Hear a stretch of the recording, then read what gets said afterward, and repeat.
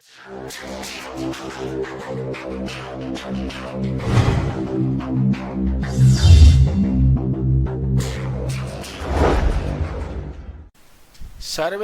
नमो नमः।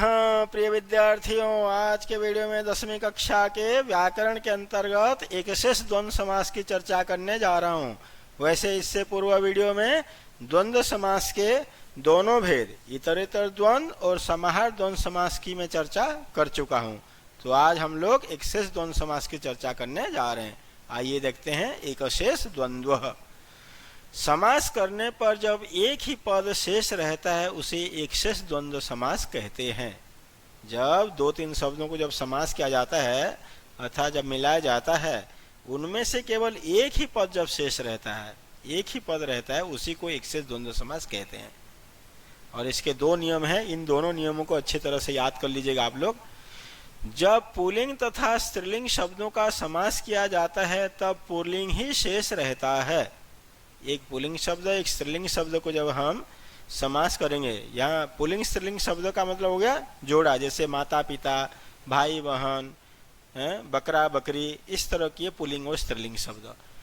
तो ऐसे पुल्लिंग और स्त्रीलिंग शब्दों का जब समास किया जाता है तब पुल्लिंग ही शेष रहता है, स्त्रीलिंग उसका लुप्त हो जाएगा, वो गायब हो जाएगा, केवल पुल्लिंग बचेगा। दूसरा देखिएगा, एक ही अर्थ वाले दो या दो से अधिक शब्दों का समास करने पर एक ही शब्द शेष रहता है। दो सिचुएशन में, एक स्त्रीलिंग पुल्लिंग शब्द और दूसरा है एक ही अर्थ, मतलब कई शब्द, जैसे बालह बालह बालह, ऐसे एक ही अर्थ है। बालह मतलब बालक, बालह मतलब बालक, तो समान अर्थ वाला शब्द दो या दो से अधिक बार प्रयोग होने पर उसको जब हम समास करेंगे तो उसमें से एक ही शब्द शेष रहेगा। दो शब्द रहेंगे तो द्विवचन बन जाएगा और दो से अधिक शब्द रहेंगे तो बहुवचन बन जाएगा, ये ध्यान रखना बस। तीसरा पॉइंट, विग्रह करते समय प्रत्येक शब्द के बाद च अव्यय लगाया जाता है या च अव्यय लगता है। जैसे इतरेतर द्वंद्व समास में भी हम लोग च, राम च, श्याम च, गोविंद च कर रहे थे, और समाहार द्वंद्व में भी राम च, श्याम च, फिर तयो समाहार, तेसम समाहार कर रहे थे विग्रह में। यहाँ पे भी केवल च अव्यय लगेगा हर पद के बाद। विग्रह करते समय प्रत्येक पद के बाद च अव्यय लगता है।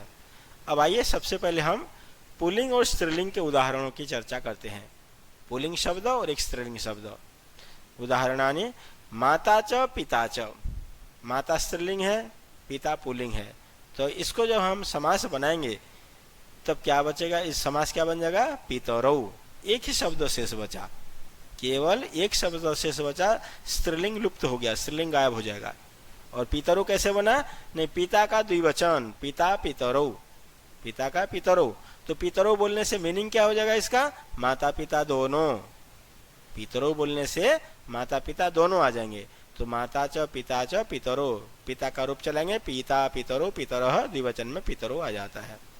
वैसे यहाँ पे यदि ये पितरौ नहीं दिया और केवल बोल दिया माता च पिता च, इसका समास कीजिए, तब यहाँ पे बच्चों ध्यान रखना, इतरेतर द्वंद्व समास भी पॉसिबल है।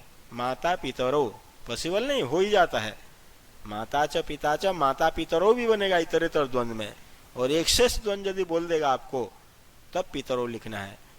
अगर मान लीजिए दे दिया माता च पिता च, इसका समस्त पद बनाइए और वहां ऑप्शन देंगे, तीन ऑप्शन में से मान लीजिए माता पितरौ यदि नहीं रहेगा, इतरेतर द्वंद्व का यदि उदाहरण नहीं रहेगा, तब वहां पे क्या है, पितरौ वाले ऑप्शन में ही आपको टिक करना पड़ेगा। ठीक है, ध्यान रखना इस बात का। माता च पिता च, माता पितरौ भी बनेगा, और माता च पिता च एक शेष करोगे तब पितरौ बनेगा, इतरेतर द्वंद्व करोगे तब माता पितरौ बन जाएगा।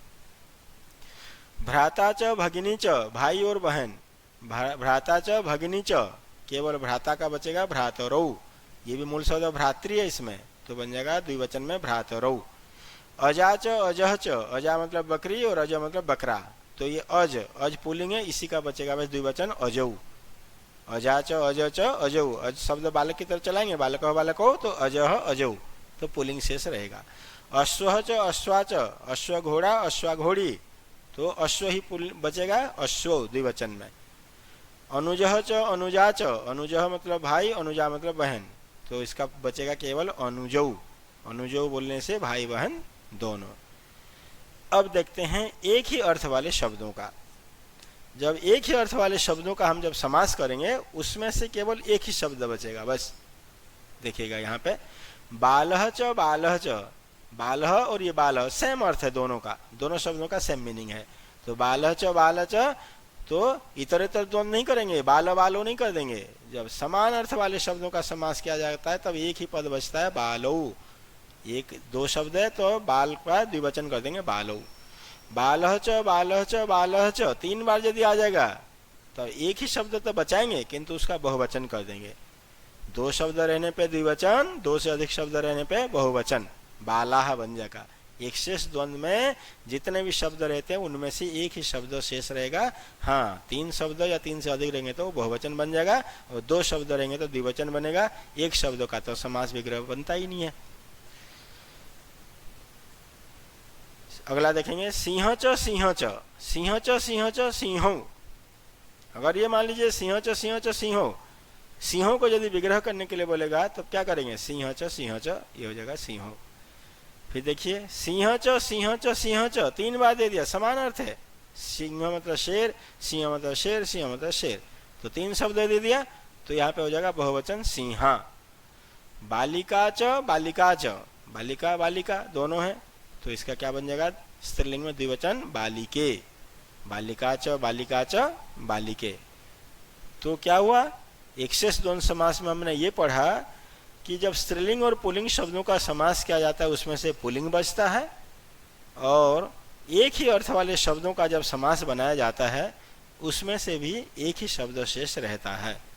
तो प्यारे बच्चों, हम लोगों ने इतरेतर द्वंद्व समास, समाहार द्वंद्व समास और एक शेष द्वंद्व समास, इन तीनों समासों की चर्चा 3 वीडियो में किया है। तो आप लोगों को अगर मेरा ये वीडियो पसंद आ रहा है इसे लाइक कीजिए, शेयर कीजिए और मेरे चैनल को सब्सक्राइब जरूर कीजिए।